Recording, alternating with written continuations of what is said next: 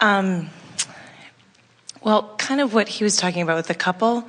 What if there's just one of us that's going to do the positive aspect thing? Can I fix... Uh-oh. I guess that's my problem. Well, it better be enough because it's all you've got. Right. In other words, and we really want you to hear that.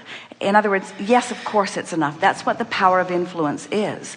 But what keeps it usually from working is that when your interpretation of your relationship is, I'm willing to do the work and you're not. Now, there's an expectation in your vibration that prevents you from rendezvousing with the part of the relationship that you want to rendezvous with. And so we know it's really why we spent so much time in our opening remarks here today. We know that when there is a reality that is occurring, it gets your attention. We just want you to decide that you're not going to let the reality of the relationship as it is right now dominate the way you think and feel about it. And if you don't let what is dominate the way you think and feel about it, then you can become a vibrational match to everything that you've carved out of it. In other words, there are so many. Often people will say, my second marriage was better than my first, or my third was better than the first two, or my fourth were better than the first three. In other words, people are often moving on. And the reason that it gets better and better is because with all of that sifting, they are asking with greater clarity. But it isn't until they stop focusing upon the part of it that they don't want that they become a vibrational match to the part of it that they do want. So, yes, in answer to your question, one who is in the vortex, consistently aligned with the relationship that you really want, has the power of influence to evoke or to attract the other more and more often into the vortex too. But we don't want to leave you thinking that this creative work is about you adjusting your vibration so that you can change the behavior of others. We want you to think about adjusting your vibration so that you can match the full version of what you've put there. And so in order to make what we just said really clear, we want to ask you a few questions. When we talk about the bounce side of the vibrational wave, does that make sense to you? Yeah. So does it make sense to you that while you may be looking at aspects of your partner or of your relationship that are unpleasing or troubling, does it make sense to you that there is a proportionate, improved relationship that is forming in this vibrational reality because of that clarifying, contrasting exposure? Yes. So then you can accept that you've got this relationship and you've got this relationship.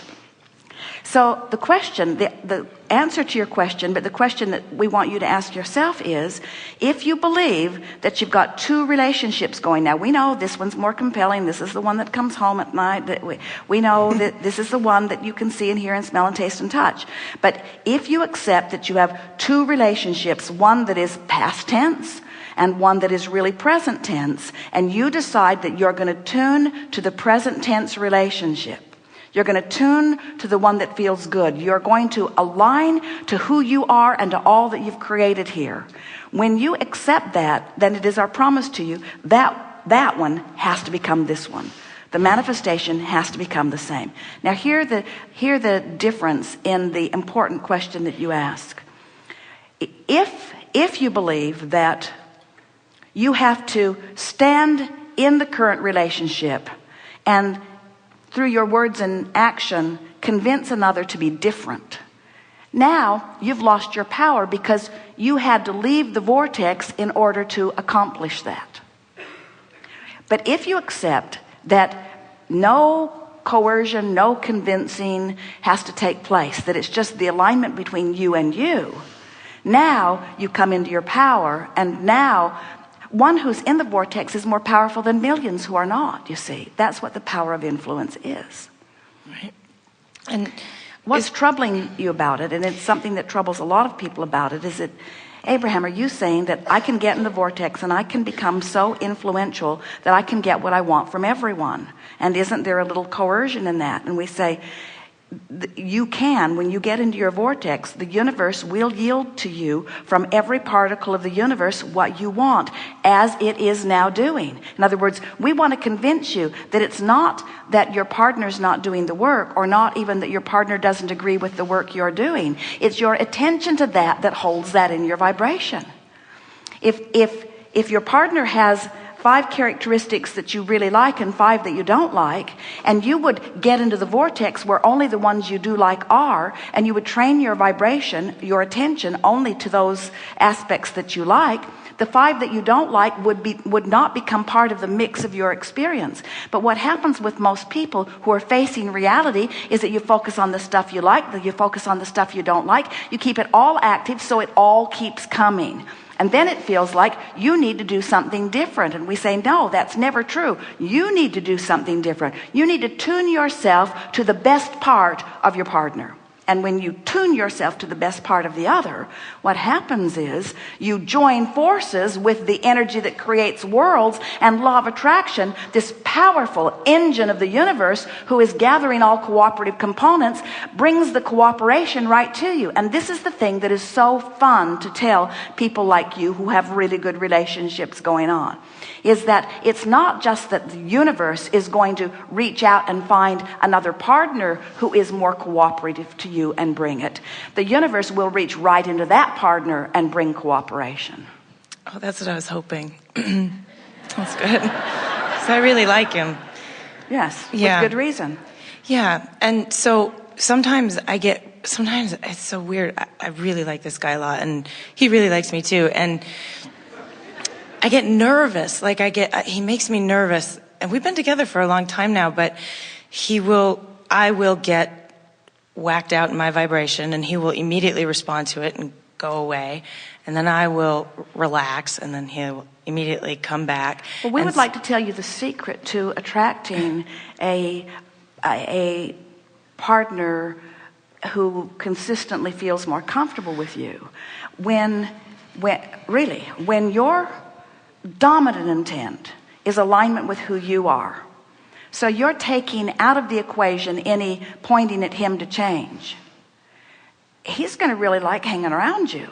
When you completely accept the responsibility for your own happiness, oh man, he is going to enjoy that so very much, you see. Yeah. Imagine the freedom that you or anyone would feel if someone says to you, it is my intent to keep myself in a really good place, and it's not your job to feather my nest. I'm going to do everything I can to keep myself in a really good place because I want to have a really good life with you. That's the perfect formula for a wonderful relationship. But on the other side of that is, well, I want a good life, and I know you want one for me, and as you behave in that way, I'm not having a very good life, so you need to give up some patterns and maybe even some things you want for me. Well, that's like asking water to flow uphill consistently. In other words, everyone, you just have to accept it. It is the most natural thing in the world for everyone to selfishly want to feel good, you see. So you're like a breath of fresh air when you sweep in and say, I want to feel good, and I work to keep myself feeling good. And when I feel good and we're together, oh, it is a wonderful thing, but you're not responsible for my feeling good.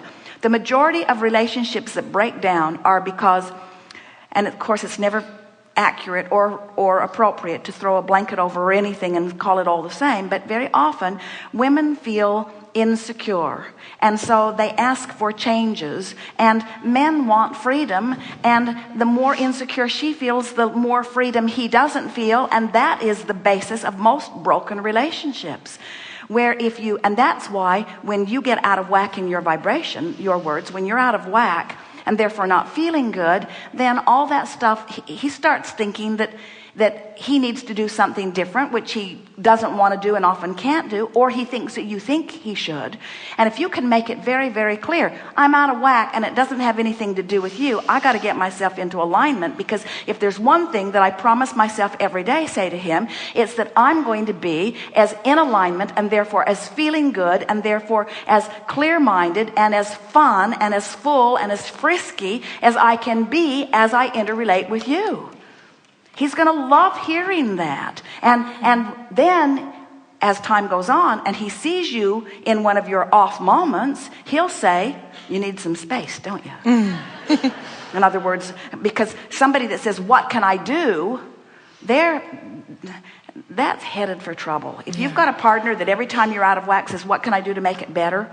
You have to say to them, run and save your own life.